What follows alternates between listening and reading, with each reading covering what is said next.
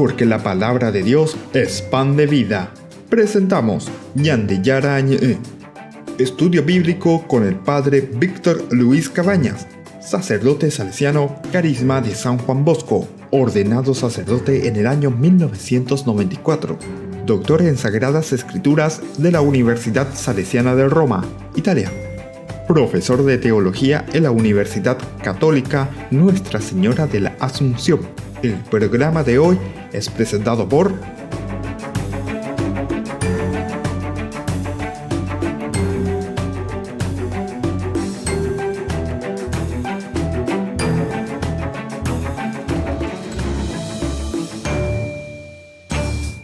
Ñande Yarañe. Iniciamos nuestro programa de todos los días. Estamos con el libro del Éxodo. Nosotros queremos profundizar cada vez más, conocer más, además de una presentación ciertamente en una forma general de lo que es el libro del Éxodo. Vamos a procurar entrar un poco en esta presentación para que nos ubiquemos también y no queramos entrar simplemente en lo que estamos haciendo normalmente, ¿verdad? De una explicación ya sobre los capítulos y los versículos. Antes de eso tenemos que entender una estructura un poco mayor, es lo que le llamamos la macroestructura. Y vamos a mirar aquí principalmente en qué consiste esto. El libro del Éxodo narra nada más y nada menos que hechos fundamentales, ¿verdad? En primer lugar, de la fe de Israel. Aquí está el centro, está el caracú, ahí la motorña de Yehaís, es la fe de Israel, ¿verdad? Que se manifiesta aquí, que está centrada todo lo que ellos creen y cómo ellos están caminando, la centralidad de la fe de Israel, ¿verdad? En él encontramos la narración de la esclavitud en Egipto, es lo que nosotros más normalmente conocemos, que Israel está en Egipto, que Israel en ese lugar es también maltratado de cierta manera. ¿Y por qué es maltratado? Y bueno, maltratado es una forma de decir cómo ellos sufren allí como esclavos. Y luego también en este lugar tenemos el nacimiento, ¿verdad? En este capítulo, en el capítulo 2 enseguida, el nacimiento de Moisés. Cuando estamos hablando del nacimiento de Moisés, estamos hablando del héroe principal. Y ustedes saben que después de la misma Biblia, Moisés es el personaje más importante, ¿verdad? Que se va desarrollando, el antes, durante y después incluso, ¿verdad? O sea que no es que Moisés figura como un personaje secundario en ese momento simplemente, no. Moisés es muy importante en toda esta historia de la salvación. Luego tenemos también el proyecto de liberación y la expectativa de la promesa de la tierra. El proyecto de liberación y la expectativa de la promesa de la tierra. ¿Qué significa esto, proyecto de liberación y expectativa de la promesa de la tierra? Es justamente lo que Dios ahora les va a dar, les va a conceder. De esa promesa que le había hecho ya a Abraham, entonces ustedes ahora van a ser los dueños de esa promesa realizada en la vida y en la historia de ustedes, así como habíamos prometido, ¿verdad? Hay un proyecto, por lo tanto, de liberación. Entonces, ¿verdad? Estábamos como esclavos aquí en Egipto, pero ahora nosotros vamos a irnos, vamos a proyectarnos. Nosotros vamos entonces hacia esa tierra prometida que emana leche y miel. Y es lo que justamente el Señor le está ofreciendo, ¿verdad? Llamándole a Abraham al inicio. Pero ahora se proyecta y se va a realizar nada más y nada menos que en la persona, ¿verdad? De Moisés, que será el que acompaña. Pasará en el desierto, ¿verdad? Entrar en la tierra de Canaán. Tierra, como decíamos recién, que emana leche y miel. Y después también tenemos la revelación del nombre de Dios. Este punto es esencial cuando hablamos de la revelación también del nombre de Dios. Yahvé sería la revelación del nombre de Dios. En el capítulo 3, cómo Dios se revela, cómo Dios se da a conocer. Ciertamente que es una forma de sistematizar, ¿verdad? Y decir que Yahvé es el nombre. Porque ñandeica tuya ya puede ir preguntita, vaya vivo allí, y ñandeñas no imagina que durante todo el Génesis estábamos diciendo el nombre Yahvé, el nombre, ¿verdad?, de Dios. Y sin embargo, recién aquí parece que se va a dar a conocer, se revela. Y bueno, podemos después entender y vamos a ir discutiendo, vamos a ir presentando mejor, en una forma desglosada, por qué es que en este momento recién ese nombre de Dios. Es como decir que es aquí recién donde Dios da a conocer su nombre verdadero, su nombre de acción.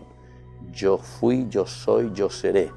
Yahvé, el pasado, el presente y el futuro. Es decir, la acción continua de Dios en toda la historia. Bueno, después tenemos otros elementos muy importantes para tener en consideración. También tenemos la entrega de la ley con los mandamientos. En el capítulo 19 del Éxodo, justamente, ¿verdad?, aparece el famoso monte del Sinaí. Es allí donde sube, ¿verdad?, Moisés, invitado también por Dios, pero los primeros momentos en que Moisés sube al Sinaí es justamente para ese diálogo y ese encuentro personal con Dios, que después le deja las tablas de la ley, como nosotros conocemos. Ciertamente que esto es un lenguaje literario, pero que es importante para que podamos entender, porque nosotros somos seres simbólicos, ¿verdad? Necesitamos entender a través de los signos y a través de los gestos esta alianza, este berit, este encuentro, ¿verdad?, de Dios con Moisés en este caso.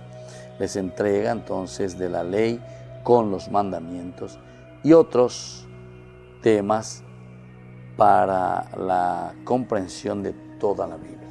Hay entonces elementos indispensables en la historia de Moisés, podemos decirlo así, en este libro del Génesis. Es un poco un popurrí, elementos que se van agregando, a pesar de que el libro del Éxodo de por sí es mucho más unitario como libro, mucho mejor presentado, ¿verdad? Pero tenemos también así algunos elementos, por ejemplo, el de la revelación del nombre de Dios. La revelación del nombre de Dios. Son varios los nombres que tenemos, ¿verdad?, para llamarle a Dios. Pero aquí justamente, en la zarza ardiente famosa que nosotros conocemos de esta manera, es cómo Dios se manifiesta, ¿verdad? En ese lugar Dios como espera para su manifestación. Y desde ahí nosotros podemos entenderlo también mejor, ese nombre de Dios que después lo invocamos. Porque el nombre nos da la identidad.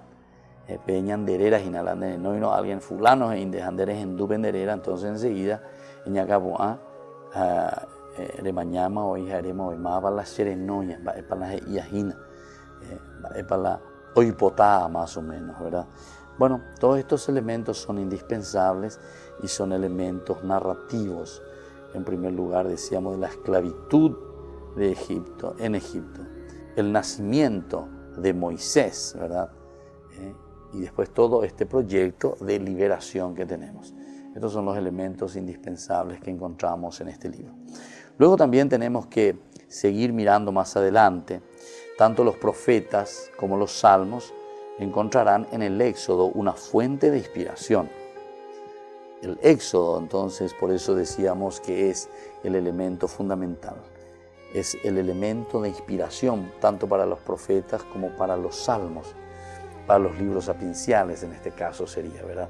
¿Por qué? Porque el Éxodo es el centro de toda esta historia de salvación. Ellos comienzan a pensar y elaborar su vida religiosa desde esa terrible experiencia del exilio, que vendría a ser después la misma cosa que con el Éxodo. Volvemos enseguida con más ñande yarañe.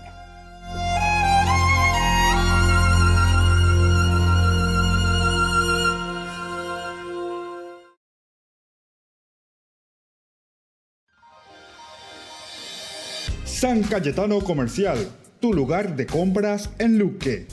Carnes, panificados, frutas y verduras, ropería y muchas, pero muchas cosas más. Ventas al por mayor y menor.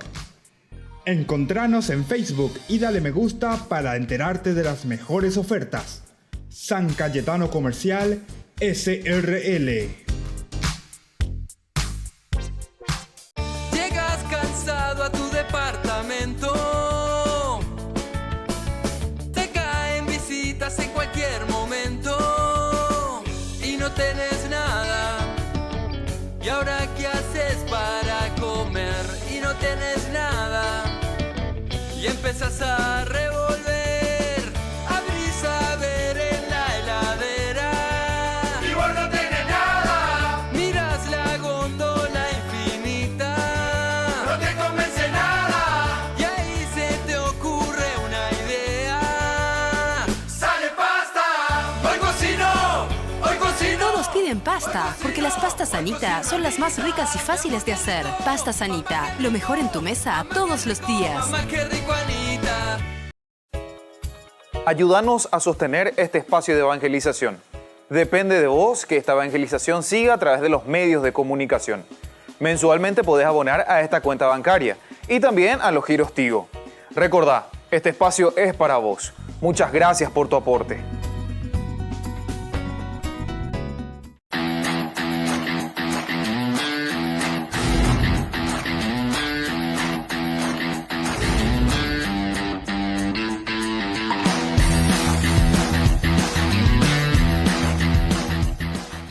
Ya llegaron las canastas navideñas de Ñande Yarañé.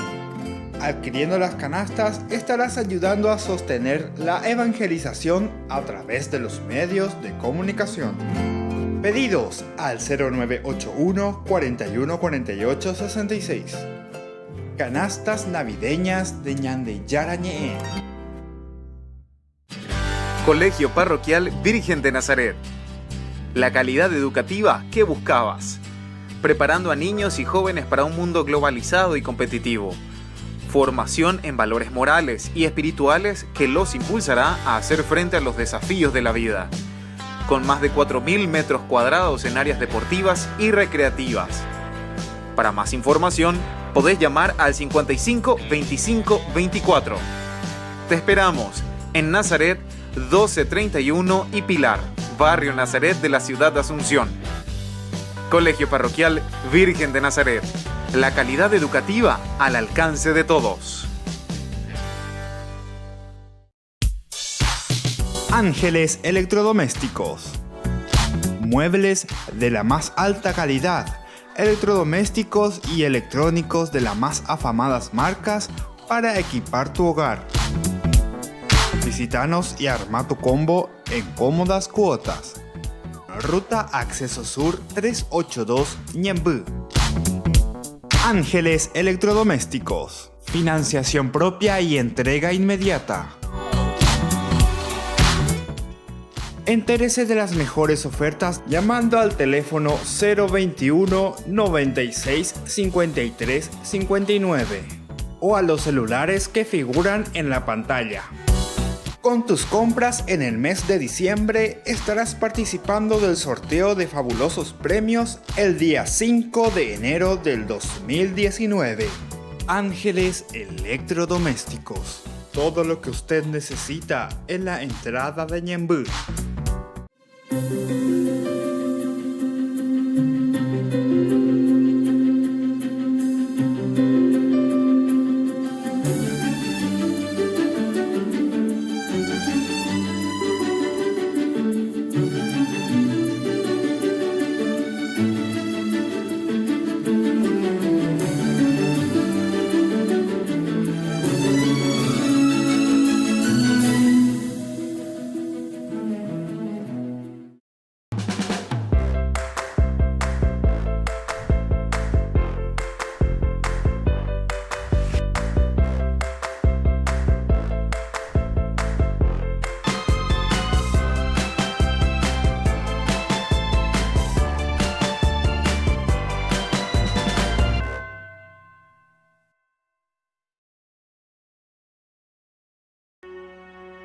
Dios te bendiga, te saluda Rafael Díaz, predicador católico y misionero. Hoy comenzamos esta nueva serie titulada No mientas, protestante, tomada del Catecismo de la Iglesia Católica. Todo católico como obligación, no opción, obligación, tiene que tener primero la Biblia y el Catecismo de la Iglesia Católica. Todos los otros libros de enseñanza son buenos, pero primero está la Biblia y el Catecismo de la Iglesia Católica. ¿Por qué el Catecismo? Porque el Catecismo es la instrucción de la Iglesia, inspirada de la Biblia, o sea que no hay error. Por tanto, todo católico tiene que tener Biblia y Catecismo, no hay justificación.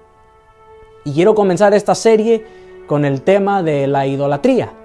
Dicen los protestantes, la Iglesia Católica enseña que hay que adorar imágenes.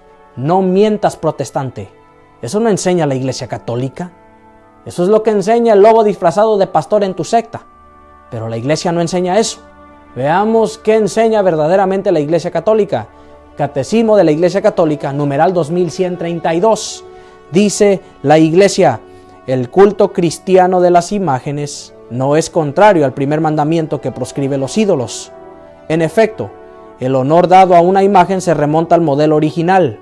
El que venera una imagen, venera en ella a la persona que en ella está representada. El honor tributado a las imágenes sagradas es una veneración respetuosa, no una adoración que solo corresponde a Dios. Lo enseña la Iglesia Católica. La adoración solo corresponde a Dios. El culto cristiano de las imágenes no es contrario al primer mandamiento que proscribe los ídolos. Por eso es que toda imagen, todo honor tributado a una imagen sagrada es una veneración respetuosa y nada más.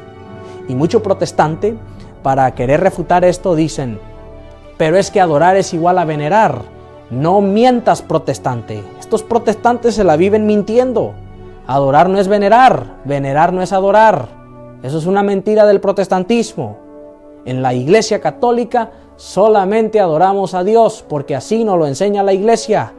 La adoración solo corresponde a Dios. Así es que cuando te vuelvan a decir, la Iglesia Católica enseña que hay que adorar imágenes, ya sabes la respuesta. No mientas, protestante. Lee el Catecismo de la Iglesia Católica, numeral 2132. La adoración solo corresponde a Dios. No te dejes engañar. Comparte este video. Invítanos a tu comunidad.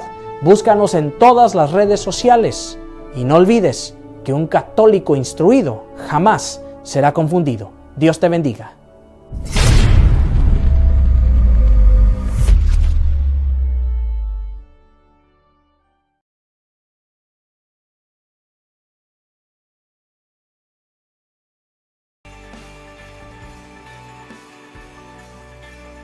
Volvemos con Ñande Yarañé. Estamos entonces reflexionando y estamos haciendo una introducción general en el macro, la macroorganización, la macroestructura del libro del Éxodo. Vaya para Ñande Yarañé, llevan vaya para Ñande Biblia, para presentar la palabra de Dios. Cada uno de estos elementos que encontramos aquí tiene un trasfondo histórico.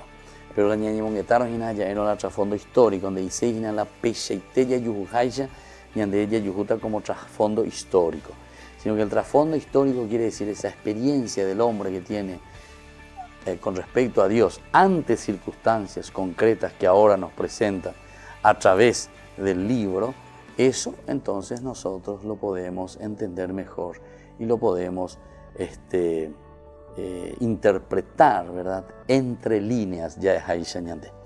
Bueno, entonces estábamos diciendo que tanto los profetas como los salmos, en los salmos se encuentran como la fuente de inspiración en el libro del Éxodo. Esta es una fuente de inspiración. Y también el Nuevo Testamento, de cierta manera, que desconocen si uno desconoce, ¿verdad?, estos grandes temas, o el año que taponana, la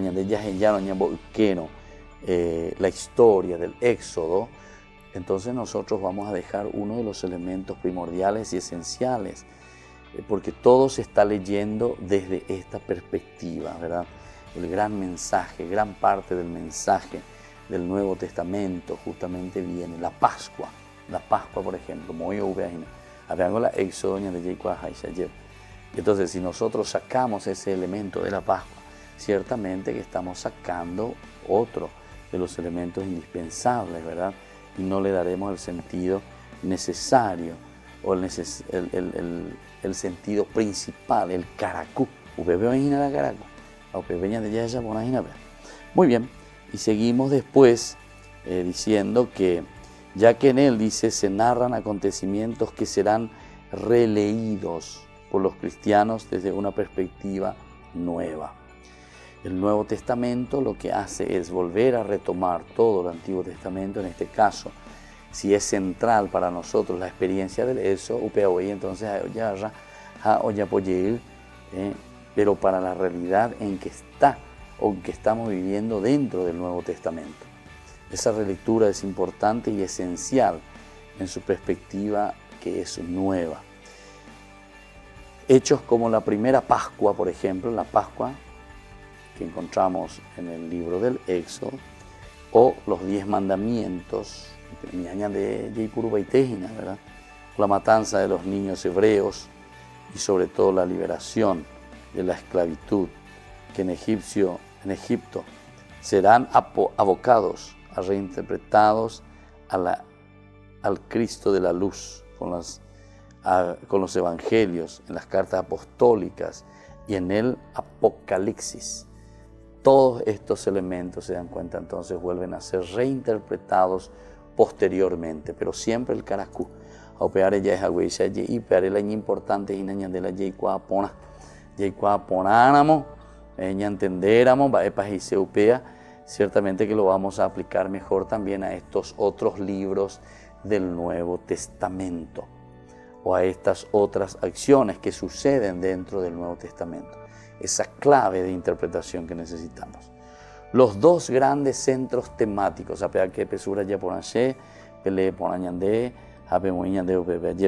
¿cuáles son los dos grandes centros temáticos sobre los que va a girar todo el libro del Éxodo? Son el proceso de liberación de la esclavitud, un primer elemento que nosotros tenemos dentro del eje temático, esta liberación entonces de la esclavitud. Y en segundo lugar, la entrega de la ley al pueblo de Israel. La entrega de la ley al pueblo de Israel. Y bueno, esto es importante, ¿verdad? Porque si hay una liberación, de cierta manera, ¿verdad?, de la esclavitud, de este proceso de liberación de la esclavitud, y luego hay una entrega de esa ley al pueblo de Israel, es muy importante tenerlo en consideración. Es muy importante verdaderamente, ¿verdad?, esta entrega de la ley al pueblo de Israel. Ellos estarán presentes en innumerables textos bíblicos y luego serán motivo de reflexión más allá de los escritos también canónicos. Esto también tenemos que tenerlo en consideración como puntos de referencia ineludibles para la fe y la cultura de Israel. En otros puntos, no solamente el aspecto religioso como podemos entenderlo, sino que es toda una estructura y la formación del pueblo. Y como punto de referencia de fe, eso sí que es ineludible, no se puede dejar de lado, que luego también pasará para nosotros dentro de la fe cristiana. El centro temático de liberación y el centro temático de la entrega de la ley. Los dos elementos, ¿verdad? Por una parte, en una organización más bien, digamos, política, social, pero no podemos dejar el aspecto de la fe, de la organización espiritual, que al mismo tiempo después eso también lo vamos a tener nosotros en la fe cristiana. Ahora, en cuanto a la liberación de la esclavitud, aquí en el libro del Éxodo, resonará a lo largo de los siglos cada vez que desde la fe se busque trabajar por la justicia y a favor de los marginados. La liberación de la esclavitud. ¿De qué esclavitud nos está hablando entonces el libro del Éxodo? Porque ya hoy siempre, dentro de un lenguaje literario, dentro de un género literario, nosotros no podemos quedarnos simplemente a una acción así concreta, ¿verdad? Sino que esto se abre en un panorama mucho más amplio, ¿verdad? Mucho más amplio, que abarca toda la vida y toda la existencia del hombre y del pueblo. Por eso te está diciendo, la revelación de la ley recordará a los creyentes que Dios nos ha legado una guía que debe ayudarnos a discernir qué Él espera de nosotros. ¿Qué Él espera de nosotros? Una guía que nos ha permitido actualizar, aunque en muchos casos su puesta en práctica requiera el esfuerzo de traducir las antiguas leyes a un lenguaje relevante para nuestros días. Un lenguaje relevante para nuestros días. Bueno, entonces esto es lo que nosotros estamos viendo, el libro como tal, ¿verdad? El libro del Éxodo, con sus elementos diversos. Es una experiencia profunda del pueblo de Israel que ellos viven, ¿verdad? Son exiliados, son llevados hasta Babilonia. Y desde ahí entonces comienzan de nuevo a repensar todo lo que el Señor les quiere dar a conocer. Y volvemos enseguida con más Ñande Yarañe.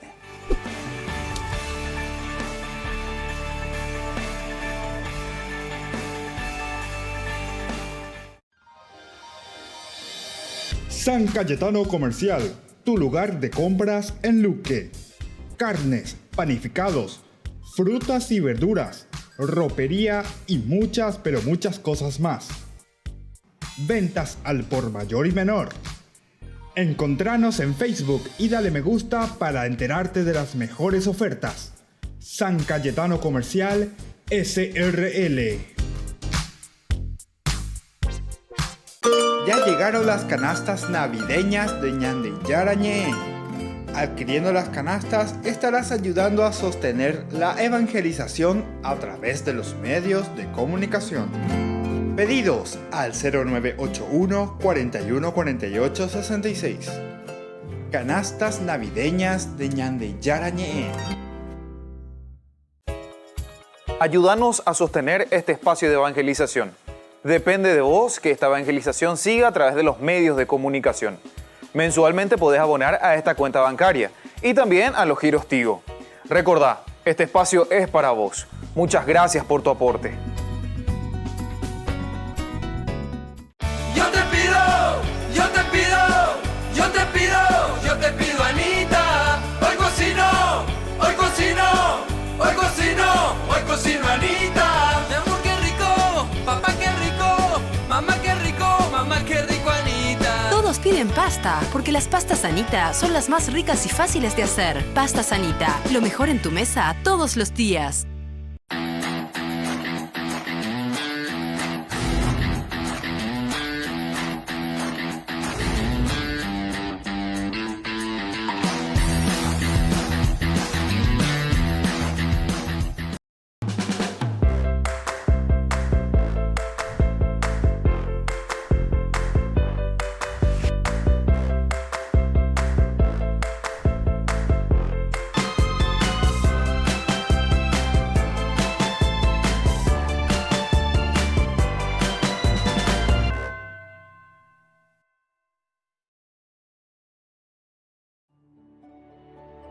La imagen de la Virgen de Guadalupe sigue interrogando a los expertos. Está en una tilma de más de 500 años que no se ha desgastado ni perdido color. Además, no tiene trazas de pigmentos ni pinturas.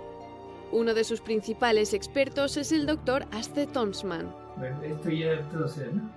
Sus descubrimientos, tras años de trabajo sobre la tilma, se presentan ahora en un reportaje especial titulado Guadalupe, el último mensaje de sus ojos. Durante años investigó los ojos de la Virgen. Se dio cuenta de que tienen reflejadas 13 figuras y que 12 de ellas están en las 2 córneas. Una coincidencia asombrosa. El computador me ayudó mucho en este sentido. Una de las pruebas más importantes quizás es que debe aparecer en los 2 ojos. Y efectivamente todas las imágenes aparecen en los 2 ojos en las mismas posiciones. Este experto peruano trazó las figuras de las córneas y vio en ellas una familia completa. Por eso asegura que los ojos tienen un mensaje. Recuerdan a la importancia de la familia formada por un padre y una madre.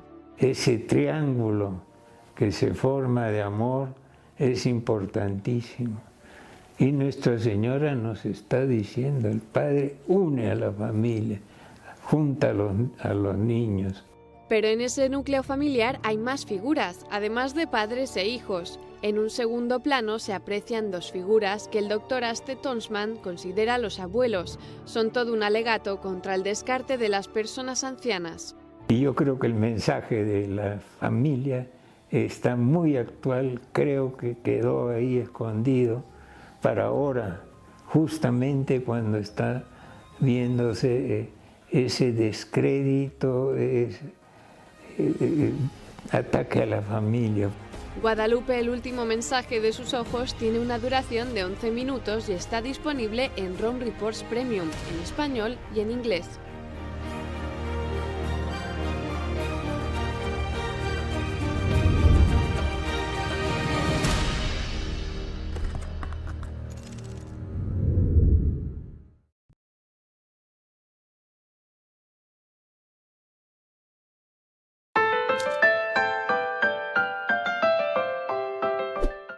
Continuamos con Ñande Yarañé. Estamos, queridos amigos, ¿verdad?, en nuestra programación de todos los días estudiando e iniciando sobre el libro del Éxodo.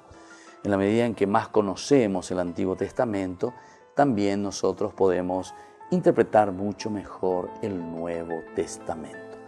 Y decíamos que el caracú, ¿verdad?, del meollo, el centro de nuestro estudio bíblico, como es siempre en la palabra de Dios, nosotros aquí nos abastecemos y encontramos todo lo que después viene a ser la tradición, dentro de una tradición donde nace la Biblia, donde nace la palabra de Dios, donde es interpretada la palabra de Dios. Así también nosotros estamos aquí encontrando, mirando, entendiendo, ¿verdad?, y buscando esa verdad cada vez más profunda sobre lo que es el libro del Éxodo. Ahora vamos a mirar otro de los elementos que nosotros siempre nos preguntamos, ¿verdad?, porque es importante en un estudio bíblico, el autor y las fuentes literarias. Que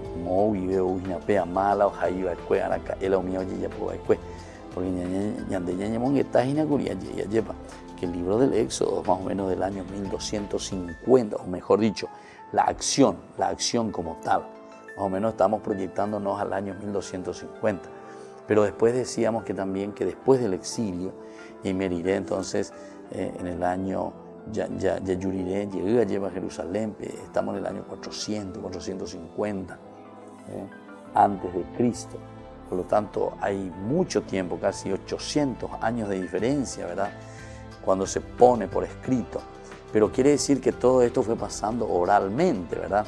Solamente que en lo oral algunas veces está el peligro de aumentar cosas o sacar cosas en las narraciones, porque es oral, ¿verdad? No hay nada escrito, es oral. Bueno, y aquí entonces llegamos a una sistematización y nos preguntamos quién es el autor y cuáles son justamente estas fuentes literarias que ayudan para que se escriba el libro del Éxodo. El autor y fuentes literarias. En hebreo, este libro significa nombres. Los nombres, ¿verdad? Porque al comienzo de la narración se enumeran los nombres de los hijos de Jacob. ¿Por qué entonces recibe el libro los nombres? Porque comienza con los nombres, dice, de los hijos de Jacob. Génesis, por ejemplo, ¿por qué comienza con la primera palabra, verdad? Génesis, Bereshit, bara Elohim Bereshit, entonces en el principio, ¿verdad?, en el Génesis, al inicio de todo. Y bueno, así también, estos son los nombres, así comienza el libro del Éxodo. Éxodo ya viene como palabra posterior, Éxodo como palabra posterior, pero el nombre verdadero del libro, desde esa traducción hebrea, tiene que ser estos son los nombres. Y después, al comienzo de la narración, se encuentran llenos de los hijos de Jacob que llegaron a Egipto. En algunas tradiciones eclesiales se lo llama también el segundo libro de Moisés. Segundo libro de Moisés. El primero sería, ¿verdad?, el libro del Génesis, donde él narra, ¿verdad? Esto es según la tradición, simplemente. Hoy en día nosotros ya no podemos decirlo así, porque van a Jacob Ponabema, ¿verdad?, que es el fruto de una comunidad, es el fruto de una iglesia que reflexiona dentro de su tradición y luego poco a poco que lo van poniendo por escrito. En algunas tradiciones eclesiales se lo llama el segundo libro de Moisés, debido a que durante siglos se pensó que él había sido el autor de la Torá, o la obra por las eminencias de Éxodo 17, 14 y 24, 4. Sin embargo, no histórica, esta literatura, no sabemos que esta atribución, hoy sabemos que esta atribución es literaria y no es histórica. Tengamos en cuenta entonces estos elementos cuando es una cuestión simplemente literaria y también cuando es una cuestión histórica, ¿verdad? Porque lo histórico podemos darle un seguimiento mayor, mucho más cercano. Sin embargo, aquello que es simplemente, no es histórico, sino que es literario, entonces tenemos que encontrar el caracú, el meollo, el añandé, el añandé moesea, ¿verdad? Porque a través de la literatura y a través de los escritos siempre vamos encontrando elementos, ¿verdad? Así diferentes. Y bueno, después, otro elemento importante dentro de nuestro libro del Éxodo es también que cuando nos dirigimos al texto, vemos que está compuesto por muchas unidades de origen diverso, es decir, el autor sagrado va tomando muchos elementos, de diversos elementos. La investigación bíblica ha identificado diversas fuentes o tradiciones que están detrás de la actual redacción del Éxodo y del Pentateuco. Y así, entonces, si tenemos tanto en la redacción del Éxodo y del Pentateuco y aquellas que la preceden, ¿verdad? Todos estos elementos son importantes.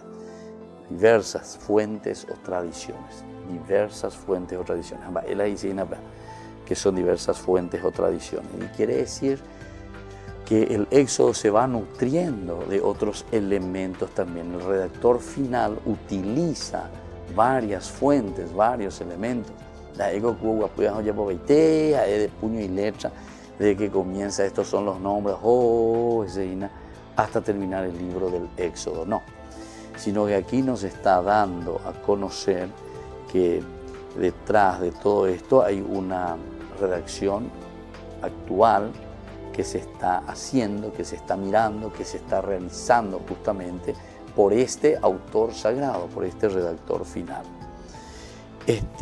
A la vez es difícil imaginar que la composición sea obra de una sola mano. Es muy difícil comprobar eso, que sea un solo autor. Las diferencias, ¿verdad?, en el pensamiento, en el estilo, nos hacen pensar más bien que el texto final es producto de una sucesión de redactores que habrían trabajado durante un tiempo bastante prolongado. Cada uno, como llévalo y mía, cada uno entonces lo va. El redactor final después reelabora eso y lo deja bien limpito, como si fuese un solo libro, ¿verdad? Pero en realidad es más o menos como decimos nosotros, la unión hace la fuerza, lleva cada uno, orecó cada uno, ahí cada uno escribe desde su experiencia, eso que ellos han compartido. Y desde ahí entonces ellos, con este redactor final, ponen, ¿verdad?, al final este elemento. No debe llamar la atención, ¿verdad?, por lo tanto, la existencia en el texto del Éxodo de ciertas incongruencias o repeticiones. Bueno, vamos a hablar sobre esto enseguida, volviendo en Ñande Yarañe.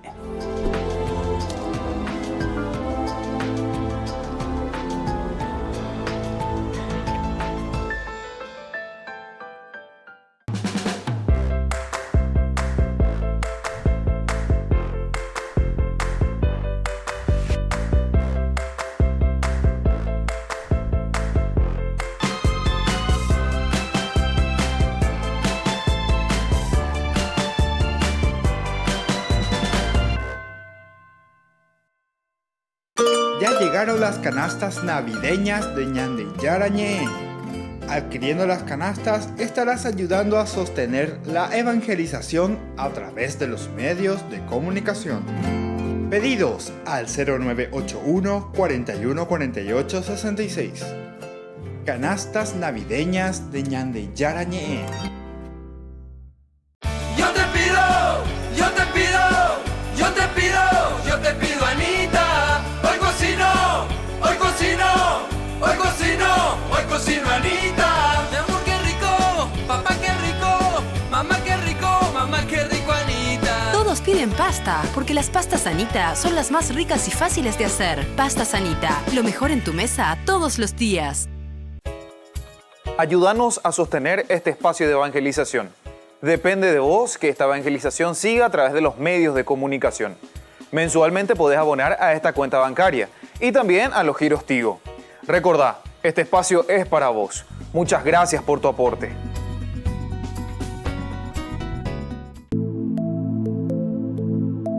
Compartiendo con ustedes algunas de estas experiencias con las personas, tantas que han pasado aquí a través de este programa. Mi experiencia acá en el grupo, en Alcohólicos Anónimos, en esta comunidad, fue mi adicción al alcohol, la enfermedad del alcoholismo que tuve. Siempre me decían, junta con la problema en guaraní también, claro, digo, sí, para sí, que sí. se entienda. Sí, la gente entiende. Entonces me decía mi papá, vos sos bueno, vos sos estudioso, vos sos lindo mitaí, y tu yunta vos te está matando, alejate nada de tu yunta. Entonces yo le insto a los familiares que no tengan vergüenza, que vengan, se sinceren con uno mismo, porque nosotros solamente venimos a cambiarnos nosotros no le podemos hacer, ni yo no le puedo cambiar a mi hijo, claro, y menos a mi esposa que no es de mi sangre. A su hermana o a sus personas afines, de repente esa persona puede conocer la solución, pero traten de decir, porque la adicción, como etimológicamente significa no decir, adicción, no decir, entonces que traten de liberar, y ahí se van a sentir que dieron el primer paso.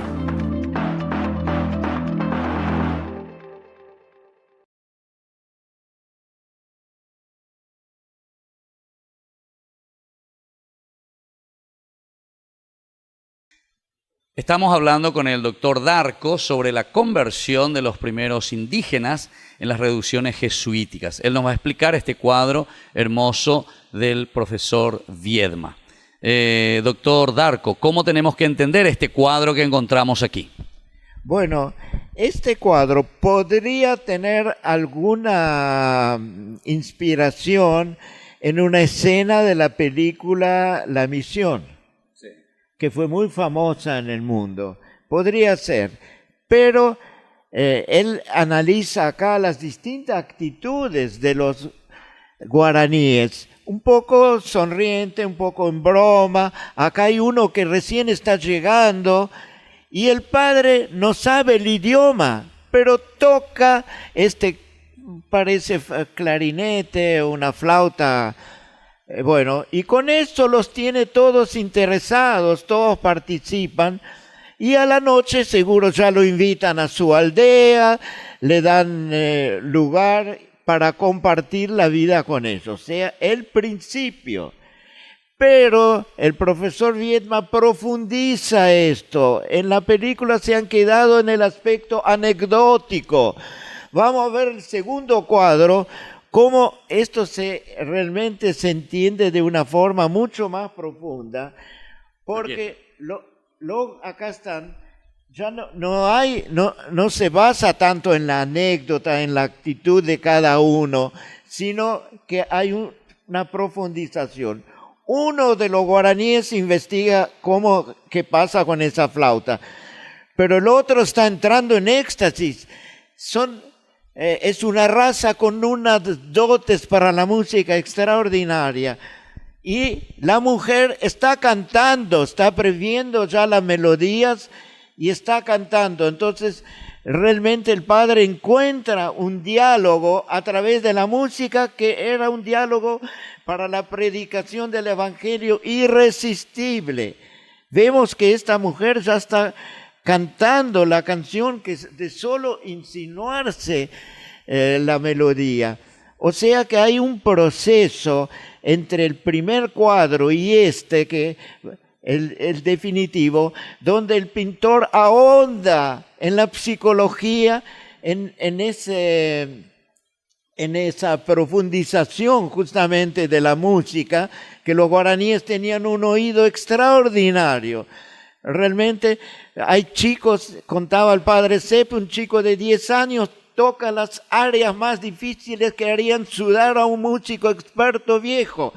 O sea que esa capacidad, ese talento musical, fue la lengua, el idioma a través de la cual llegó el Evangelio a esta cultura.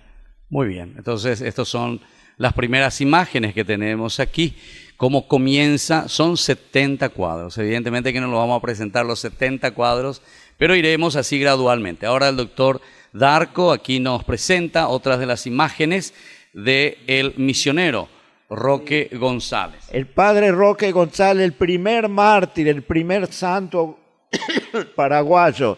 Acá está explicando, predicando con la cruz. Y está una imagen, un cuadro de una imagen de la Virgen. Era algo parecido a las vírgenes bizantinas, con esa mirada al frente, pero acá ni se ve. Se ve, está puesto ahí de costado, el padre está predicando. Entonces fuimos con el pintor Viedma al Museo Bogarín y analizamos cómo era ese cuadro. Y fíjense el cambio que se produjo inclusive en la mentalidad, en la forma como él captó ahora el fenómeno, cómo los guaraníes, cómo el misionero evolucionó y llevó ese cuadro a su elocuencia. Es la Virgen que hace madre a hace hijos a sus guaraníes.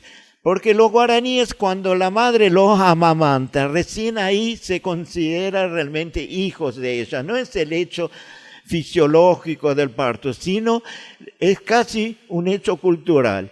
Los guaraníes se hacían hijos, y entonces la conquistadora con eso los convocaba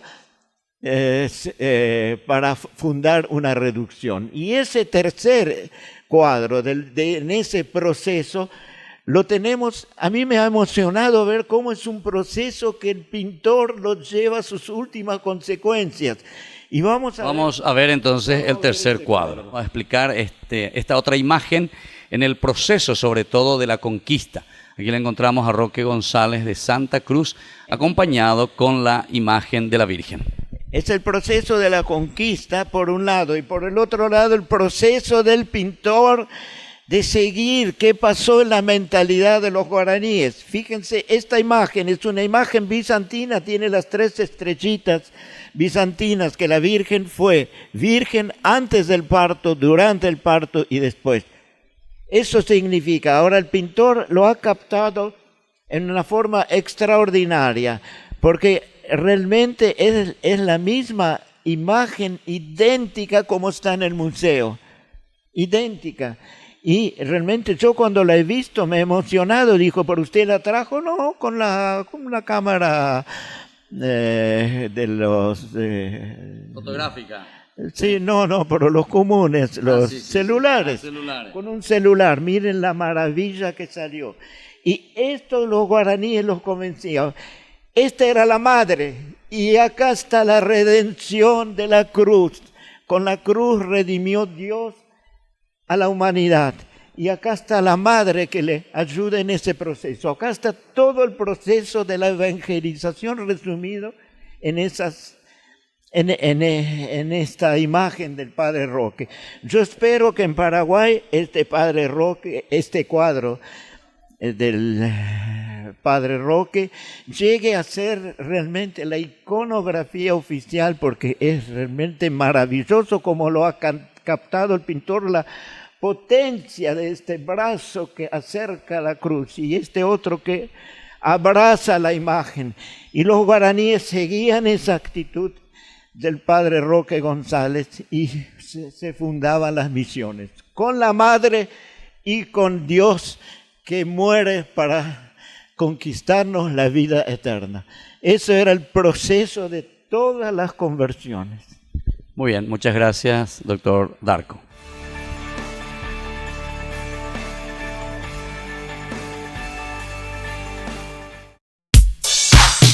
Ángeles Electrodomésticos. Muebles de la más alta calidad, electrodomésticos y electrónicos de las más afamadas marcas para equipar tu hogar. Visítanos y arma tu combo en cómodas cuotas. Ruta Acceso Sur 382 Ñemby. Ángeles Electrodomésticos. Financiación propia y entrega inmediata. Entérese de las mejores ofertas llamando al teléfono 021 96 53 59 o a los celulares que figuran en la pantalla. Con tus compras en el mes de diciembre estarás participando del sorteo de fabulosos premios el día 5 de enero del 2019. Ángeles Electrodomésticos. Todo lo que usted necesita en la entrada de Ñemby. Ya llegaron las canastas navideñas de Ñande Yarañe. Adquiriendo las canastas estarás ayudando a sostener la evangelización a través de los medios de comunicación. Pedidos al 0981 41 48 66. Canastas navideñas de Ñande Yarañe. Colegio Parroquial Virgen de Nazaret. La calidad educativa que buscabas. Preparando a niños y jóvenes para un mundo globalizado y competitivo. Formación en valores morales y espirituales que los impulsará a hacer frente a los desafíos de la vida. Con más de 4.000 metros cuadrados en áreas deportivas y recreativas. Para más información, podés llamar al 55 25 24. Te esperamos en Nazaret 1231 y Pilar, barrio Nazaret de la ciudad de Asunción. Colegio Parroquial Virgen de Nazaret. La calidad educativa al alcance de todos.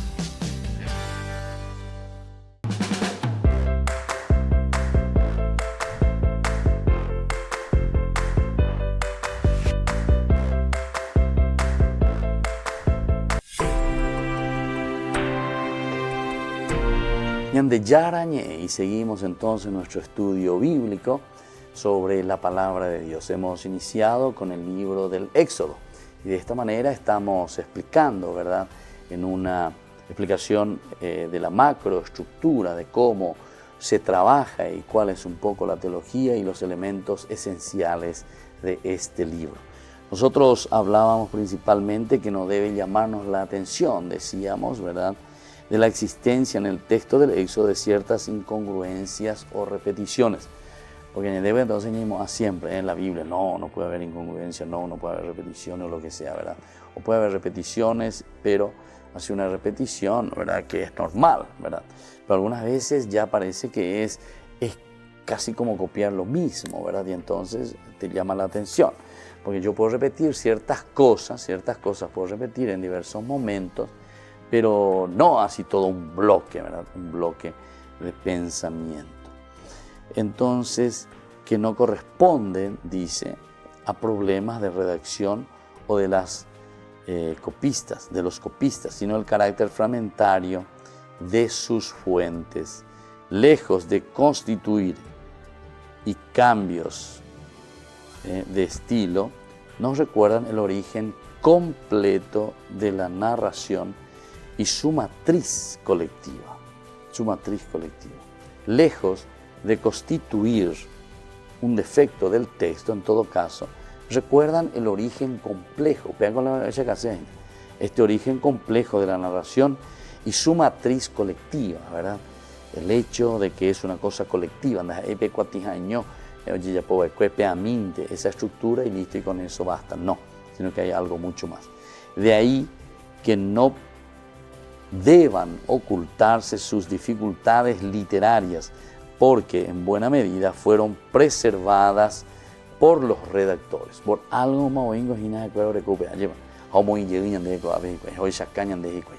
quiere decir que entonces fueron conservados por los redactores, que prefirieron dejar signos de su trabajo más que pulir el texto hasta el punto de eliminar todo vestigio del pasado. No, entonces diga, la peipe a pao, ¿verdad? Sino que no hay que sacar esos vestigios de dónde está viniendo, de qué lugar está viniendo, por qué se desarrolla de esa manera.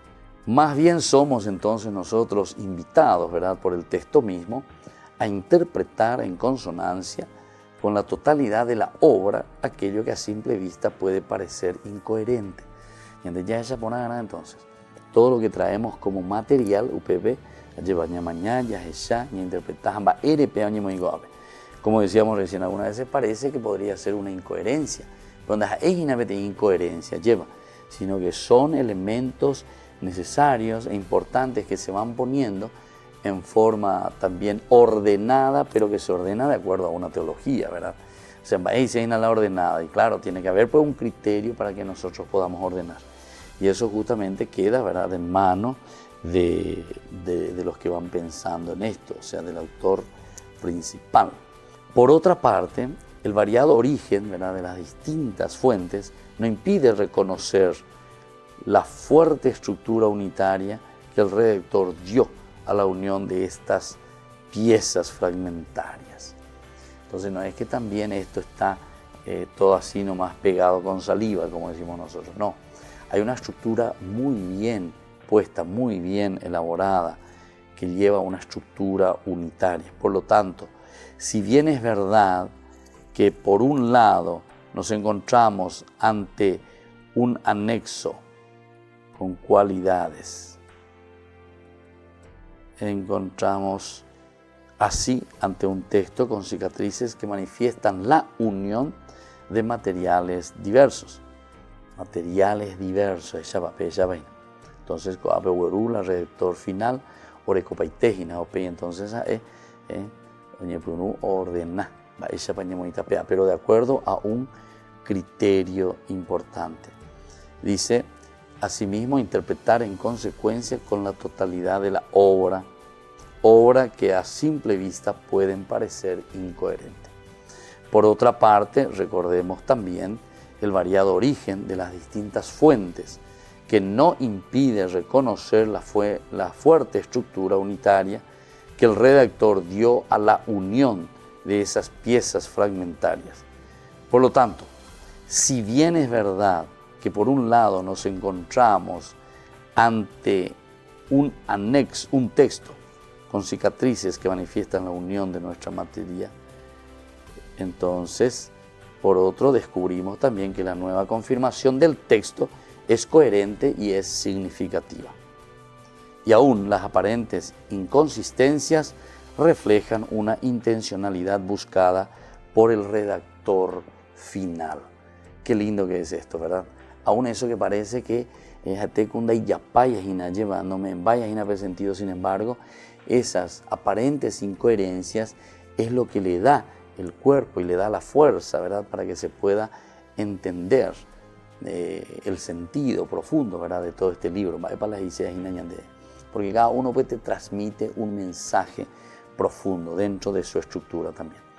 Y por otra parte, el variado origen de las distintas fuentes, variado origen, porque está en la fuente, está lugar original, llevan ahí cupeteinte o no. Esto viene de muchas partes, ¿verdad?, y mucho tiempo de diferencia.